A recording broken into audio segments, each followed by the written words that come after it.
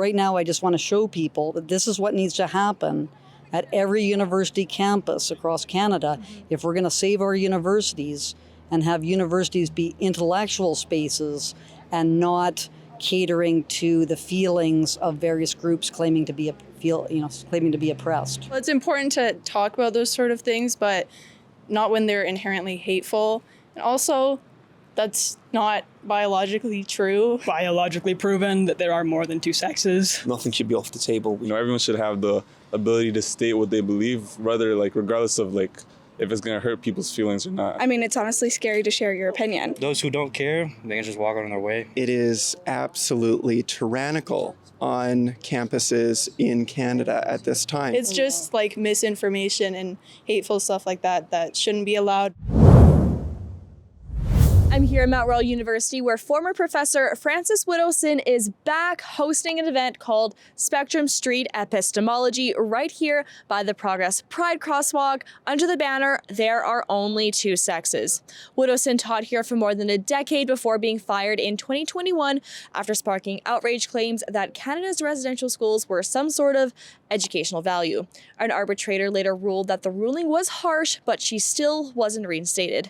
She's become known for challenging what's called woke ideology. And a few years ago at the University of Lethbridge, her lecture on academic freedom was canceled and then shouted down by protesters. Here's a look at that. Hundreds of students and community members gathering on campus to protest against Widdowson, preventing her from giving her now unofficial presentation. Yo, Frances, get the out of here. Now she's back on her old campus, and the question is whether this event will spark real debate or another attempt to shut down. Rebel News will be here to find that out. When you're having two people that strongly disagree on a claim, what you do to try to facilitate some understanding of the positions is you get one person to guess what the strongest argument that they can think of to support their claim.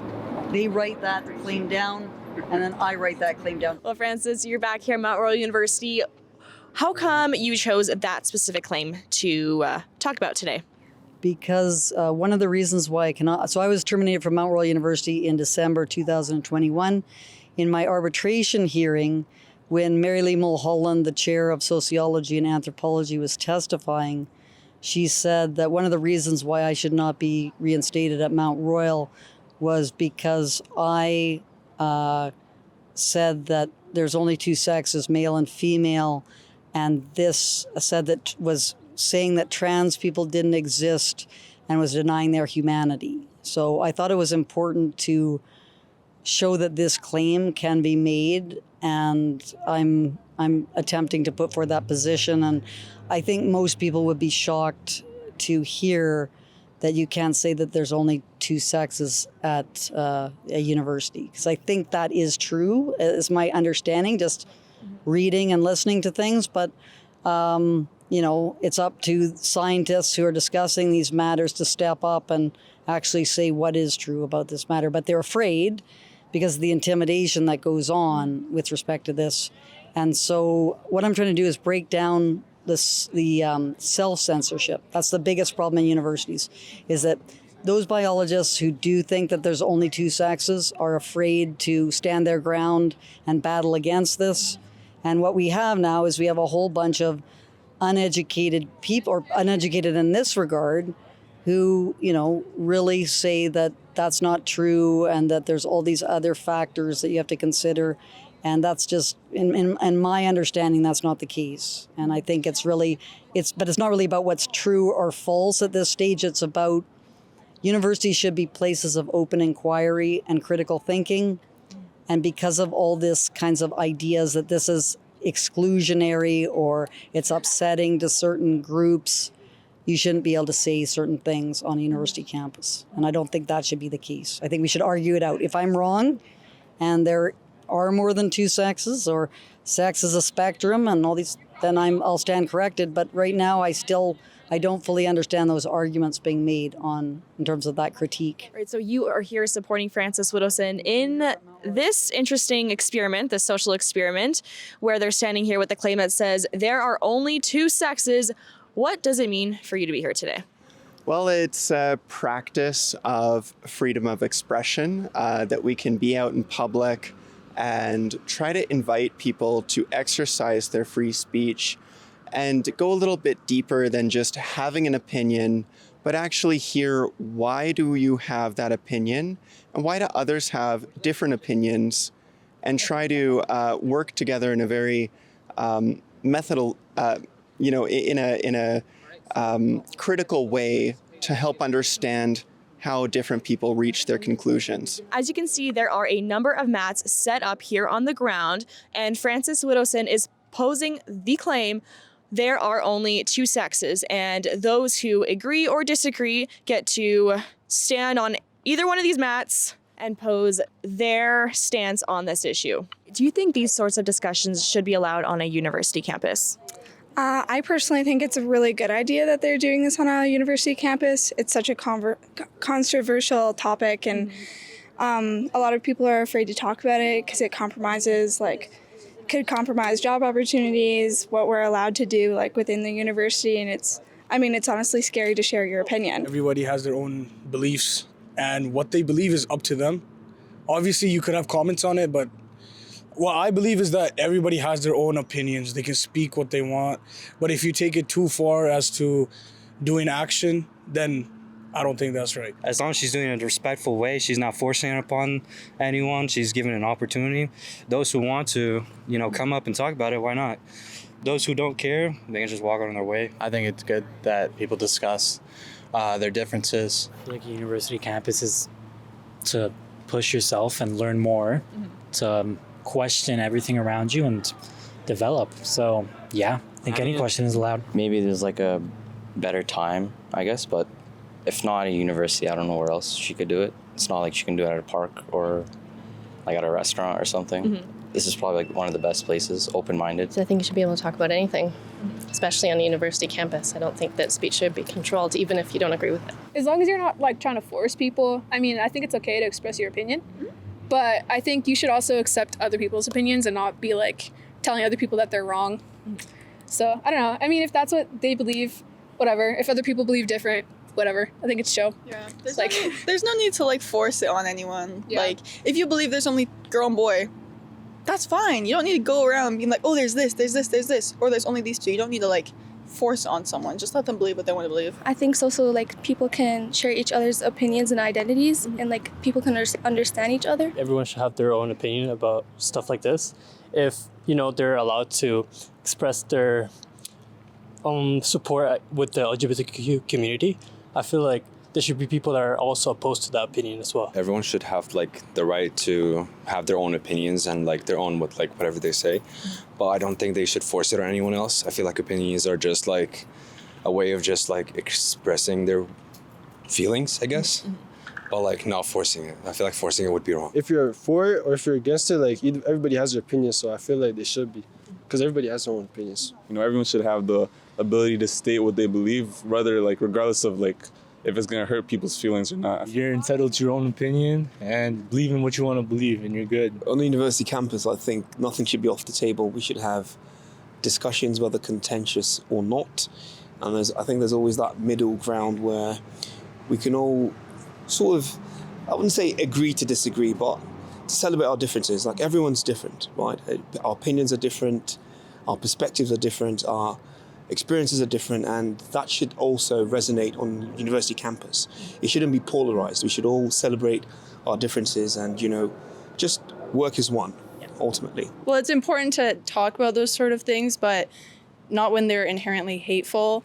And also, that's not biologically true, so I don't know. It's just misinformation and hateful stuff like that shouldn't be allowed, but obviously we should talk about I don't know, just social problems and stuff so we can all work together and grow, I guess. I don't know. I think he should be allowed to be here and they should be allowed to say it.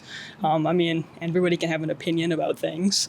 I think it's kind of ironic that he's coming to a university that studies biology and an assortment of other things, where it's biologically proven that there are more than two sexes, intersex people do exist. And a variety of other different sexes. it does open up more discussions when somebody comes here and more counter arguments for it. I deeply regret not speaking out sooner because it is absolutely tyrannical on campuses in Canada at this time. You are not allowed to question, you are not allowed to inquire, you're not allowed to obviously assert anything that is not being dictated to you. And this is totally against, plurality. It's against freedom of speech. It's against academic inquiry. Just recently, we saw at McMaster University that 3 studies they had done mostly on hormones and surgeries that were showing that it is not actually beneficial to people who go through these things. The Faculty of Science released a statement denouncing their own scientific studies in order to shut down academic inquiry and align more with the lawsuits against the Alberta government's Bill 26. As a member of the LGBTQ plus community yourself, how has the response been from fellow community members for you? Death threats. It's been extremely, nothing that I haven't anticipated. I've always known that, for the decade that I stayed away from, the industry, I would say, that it's only gotten worse. So as I've started to dip my toes back into it, I'm not surprised at how bad it is. But I really hope that more gay, bi, and lesbian people can speak out about what do you need. And I'm only one person and one opinion, but I think that it's going to take way more of us to really flesh out, where the problems are and how to really work it out. All right, so you told us that your daughter goes to school here and you are concerned with some of the things that they are learning in school. Why don't you tell us a little bit more about that? Well, I am a first generation, I am an immigrant, and I first generation of immigrant, and I always wanted my kids to finish university, right? And actually, my oldest daughter, she already graduated, but I am very disappointed to see that kids come here to be taught pseudoscience, and that they're convinced that there are more than 2 sexes, which is biologically not true. So it's very disappointing to see that. Other than my daughters are sports kids, they play rugby for all of their high school. And once at the university, they stopped because they were scared of being injured while playing against men. So I don't blame them, right? Wow. That's a shame. If you were to stand on one of those mats, which one would you stand on? Neutral. I'd probably go neutral too. Slightly agree. Neutral. I'd be neutral. I don't care. I don't really have an opinion on that. I would say I disagree. And how come? Because there's intersex people, and that's the main reason. You're saying there are more than 2 sexes and then also more than 2 genders? Yeah. I'm good for most LGBT stuff, but I do think there's girl and boy. I think you can transition from either, like a boy can become a girl can become a boy. But then when it gets iffy to like she, they, I don't really get it. But if you want to be like that, sure. But don't be like a cat or a dog. That's really dumb. Yeah, I get it. Like the litter. I heard there's a litter box in here somewhere. I think that's weird. For my beliefs, I disagree, but because I accept others, so I'm neutral. Strongly disagree.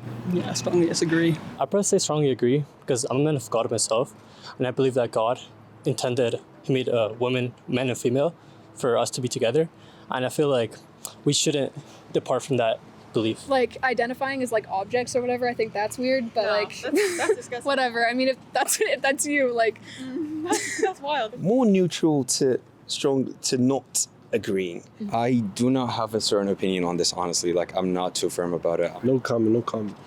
Yeah, honestly, I haven't given that any thought, so I can't even say it to you. No comment. I haven't thought about it. I'm gonna say neutral. Yeah. Neutral too, likewise, yeah. It makes sense. Like, you have your own opinion, but in the end, it's something that, like, I guess, like, depending on the person you are, you have more stronger, like, opinions on, and you have, like, no opinions on. So I like to stay on the neutral side because I have no opinion on it. I would have to stand on the strongly agree. And how come? It's hard to fully discuss, especially, like, when you're filming it. It makes it feel like coming up on the first question, like, it's not okay for us to share our opinions anymore because, like, we'll get canceled. People change how they talk to us, view us if we don't agree with their opinion. Strongly agree. And why? Why? Because that's biology. And it's you can't have one mammal that has like a variety of genders. Like, it's ridiculous. Like, even when you get into disorders of sexual development, you're still either male or female. That's how we reproduce. But it shouldn't be, but that also shouldn't dictate what you wear, what your interests are, or anything like that. Like, you should not, your sex does not dictate that. That I don't really have much to say. I just strongly agree. And I think that the problem is, like, the whole gender ideology thing has been horrible for women's rights. So I'm part of groups that is fighting against it. Because we care about, because that's the thing now, you have men going into women's sports, into women's jails, because of gender ideology, and it's a setback for women's rights. It's destructive for children, and it's also a setback for gay rights too. And is standing here exercising your free speech feel almost sort of a vindication for what happened in the past? It doesn't feel like a vindication because I must be reinstated at Mount Royal University. That is the only thing that will vindicate me. And I have gone through 4 years of unbelievably abusive labor relations processes. And if the government of Alberta is listening right now, we need a public inquiry into universities because the labor relations system is not working. And if we're going to rely on that system, I'm not going to be reinstated because they uphold the institutions that are in existence. And those institutions are massively failing. And so that's something that has to be considered. How was the response here today from faculty and students? One faculty member came through our Spectrum Street epistemology area in a very kind of, I thought, somewhat aggressive way. So I assumed he was making a statement that he didn't think this was appropriate. Another faculty member, I assume it was a faculty member, said, it's factually incorrect, but you do you, sort of thing, but wouldn't stay and argue as to why he thought that. And another faculty member who I know, who I'm friendly with, she just kind of stood off in a distance and obviously didn't want to participate. So we didn't get any response from faculty, but that's fine. That's not really, it would be great if there were faculty who would be doing it, but I don't really expect that.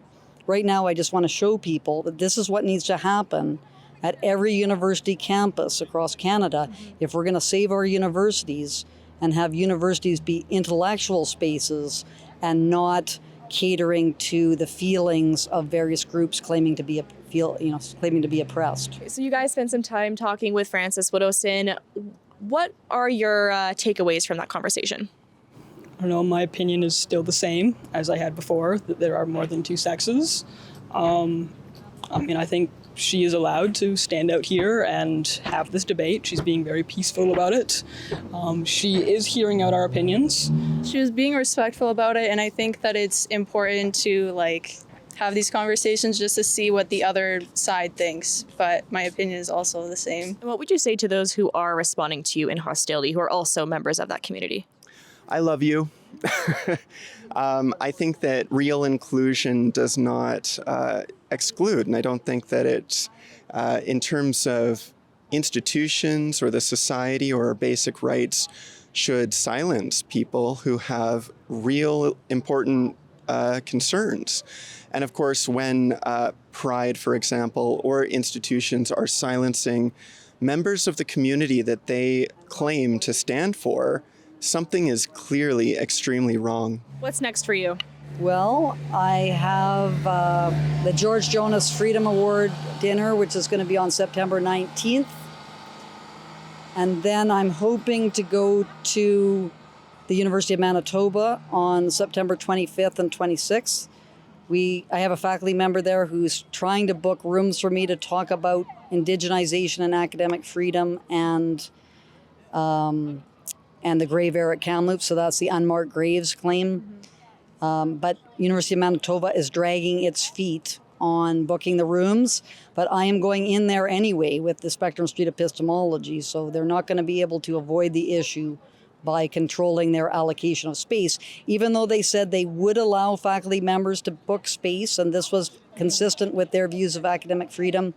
because they're taking so long, I'm sure they're trying to figure out, whether they can get out of trying to do that or not. So it'll be interesting to see what happens at the University of Manitoba. Frances Widdowson's story is a flashpoint in the fight for free speech on Canadian universities. And whether you agree with her or not, she is refusing to be silenced and forcing universities to confront ideas they would much rather shut down. As always, stay strong and stay free. For Rebel News, I'm Angelica Toy. Here at Rebel News, we can only do what we do because of your viewership support. If you want to help us bring you on-the-ground coverage, please head to rebelfieldreports.com and pitch in.